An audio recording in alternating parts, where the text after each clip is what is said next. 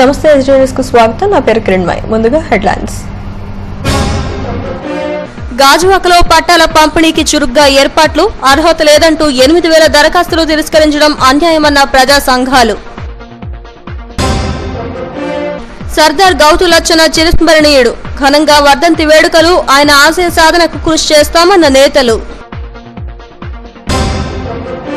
విశాఖవాసులకు కనువిందు చేయనున్న handicraft funfair exhibition.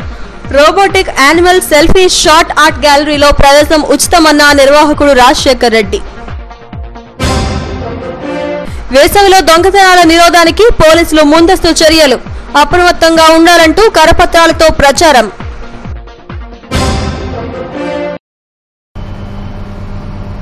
గాజువాకలో పట్టాల పండుగకు చురుగ్గా ఏర్పాట్లు జరుగుతున్నాయి. సుమారు 20,000 మందికి ఈ నెల 27వ తేదీన ముఖ్యమంత్రి చంద్రబాబు చేతుల మీదుగా పట్టాలిచ్చేందుకు యంత్రాంగం సన్నాహాలు చేస్తోంది. పట్టాల పండుగపై రిపోర్ట్. గాజువాక హౌస్ కమిటీ జీవోతో పాటు 296 జీవో ప్రకారం ఇళ్ల పట్టాల పంపిణీకి ప్రభుత్వం గ్రీన్ సిగ్నల్ ఇచ్చింది. 296, 301 జీవోల ప్రకారం పట్టాల పంపిణీకి చురుగ్గా సన్నాహాలు చేస్తున్నారు. 296 జీవో ప్రకారం 100 గజాలలోపు ఆక్రమణ స్థలాలు క్రమబద్దీకరించుకోవడానికి సుమారు 12,000 మంది దరఖాస్తు చేసుకున్నారు. 301 జీవో ప్రకారం మిగతా వారు దరఖాస్తు చేసుకున్నారు. అయితే గెడ్డలు, వాగులు, కొండవాలు ప్రాంతాలు ఆక్రమించుకున్న వారి అర్హులుగా ప్రకటించారు. ఈ విధంగా 8,000 మంది దరఖాస్తులను తిరస్కరించారు. దీనిపై ప్రజా సంఘాలు, నాయకులు మండిపడుతున్నారు. అర్హత పేరుతో అర్హులను తొలగించడం అన్యాయమని ఆందోళన వ్యక్తం చేశారు. స్థానిక ఎమ్మెల్యే చొరవ చూపి ఎంతో కాలంగా అక్కడే నివాసం ఉంటున్న వారికి పట్టాలు ఇప్పించాలని డిమాండ్ చేశారు. అనేక మంది వచ్చి ఇక్కడ ఉన్న ఆదాయానికి అనుగుణంగా చిన్న ఇల్లు తాటాపాకు కట్టుకుని నివసిస్తున్న వాళ్ళకి ఈరోజు అర్హత పేరుతోటి వాళ్ళు ఎకనామం పెట్టడం అంటే ఇది కేవలం వాళ్ళందరినీ బ్లాక్మెయిల్ చేయడానికి, ఆందోళన గురి చేయడం తప్ప మరొకటి కాదు. 8,300 అప్లికేషన్ ఏవైతే ఉన్నాయో వాటన్నింటినీ కూడా మినహాయింపు లేకుండా యాస్టీజ్గా పట్టాలు ఇవ్వాలి. ఆ చంద్రబాబు నాయుడు గారిని ఉచితంగా ఇస్తున్నాడా, మరి ధర కట్టించుకుంటాడు, డబ్బులు కట్టించుకుంటాడు. నేను చెప్పేది ఏంటంటే పూర్వం ఎప్పుడో నదులు, ఏదో కాలువలు, గడ్డలు, శ్మశానాల పేరుతోటి అసలు వాస్తవానికి ఎందుకు వెళ్ళట్లేదండి. భూములకు సంబంధించి నివాసితులకి క్రమబద్ధీకరణ చేయడానికి 301 జీవో విడుదల చేశారు. కానీ ఆ జీవో పూర్తిగా సఫలీకృతం కావడం లేదు. కారణం ఏంటంటే ఆ జీవో ప్రకారం 8,000 మంది పైచిలకు మంది దరఖాస్తులు చేస్తున్నారు. వాస్తవానికి 12,000 మంది దరఖాస్తులు చేయాలి, చాలా మంది చేయలేదు. 8,000 మందిలోనూ 7,000 అప్లికేషన్లే పరిశీలన చేశారు. ఇంకా 670 అప్లికేషన్లు పరిశీలన చేయవలసి ఉంది.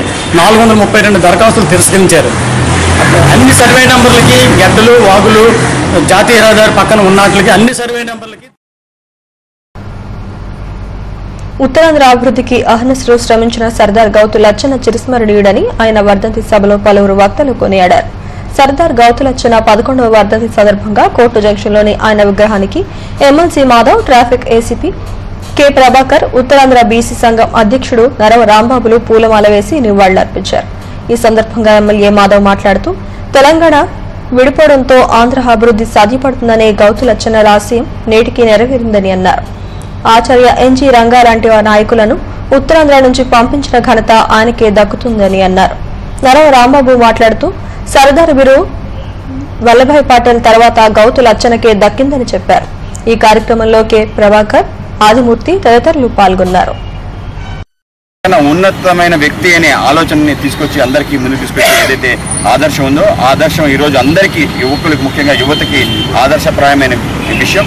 అదేవిధంగా ఈ ప్రాంతంలో అనేక రకాల విషయాల్ని ముందుకు తీసుకొచ్చి ఈ ప్రాంతాన్ని కొంత ముందంటే తీసుకెళ్లాలని ఆ రోజు టంగుటూరు ప్రకాశం పంతుల దగ్గర నుంచి తర్వాత ఎవరెవరైతే ముఖ్యమంత్రులు అయ్యారో అందరితో కూడా పోరాటం చేసిన తీరు, గట్టిగా ఏకవచనంతో మాట్లాడి ఎందుకు చేయవయ్యా అని చెప్పి గట్టిగా అడగగలిగే ఒక తీరు ఉండగలిగిన ఒక ఉద్దండు, రాజకీయ ఉద్దండు. అలాగే జై ఆంధ్ర ఉద్యమం ఈ ప్రాంతంలో చేసి ఈ ఆంధ్ర ప్రాంతం తెలంగాణ నుంచి విడిపోవాలని ఒక కళ కన్నాడు.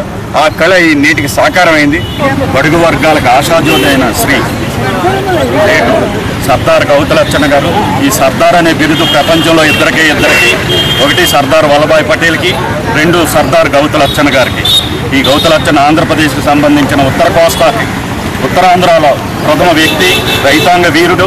మరి భావితరాలకు స్ఫూర్తినిచ్చే ఈ లచ్చన గారు వర్ధంతి 10వ వర్ధంతి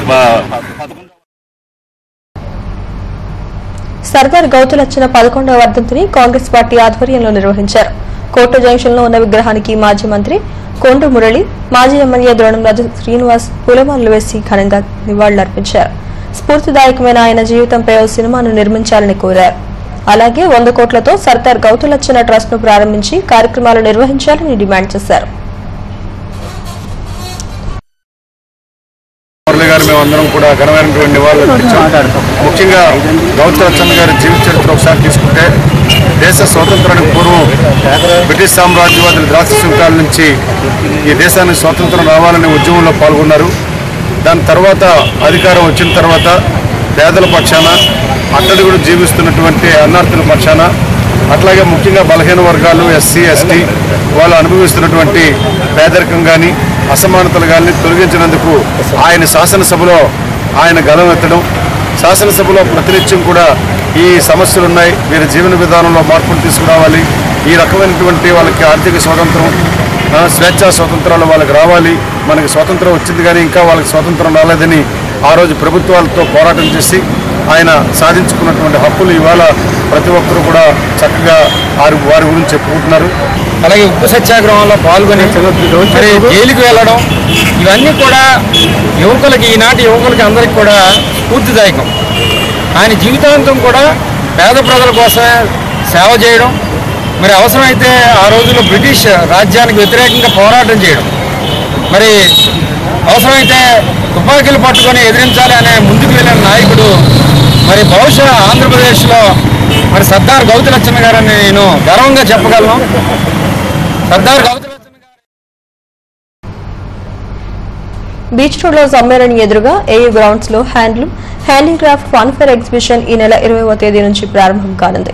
గత 15 సంవత్సరాలుగా ఈ ఫన్ఫేర్ ఎగ్జిబిషన్ ను ఇక్కడ నిర్వహిస్తున్నారు. ప్రతి ఏటాలాగే ఈ ఏడాది కూడా భారీ స్థాయిలో ఏర్పాట్లు చేశారు. దేశంలోనే తొలిసారిగా రోబోటిక్ యానిమల్ షో విశాఖ వాసులను కనుగొలు చేయనుందంటున్న నిర్వాహకుడు రాజశేఖర్ రెడ్డితో మా bureau chief Chittubabu face to face.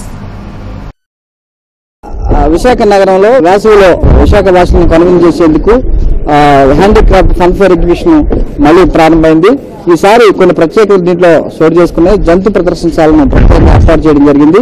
ఈ ఫన్ఫేర్ ఎగ్జిబిషన్ సంబంధించినటువంటి ఆర్గనైజర్ రాజశేఖర్ రెడ్డి గారు మనతో ఉన్నారు. వారిని అడిగి ఈ ఫెయిర్ కి సంబంధించిన వివరాలు అడిగి తెలుసుకుందాం. చెప్పండి సార్, ప్రతి ఏటలాగే ఈ ఏడాది కూడా విశాఖ వాసులకు ఏం చెప్పారు?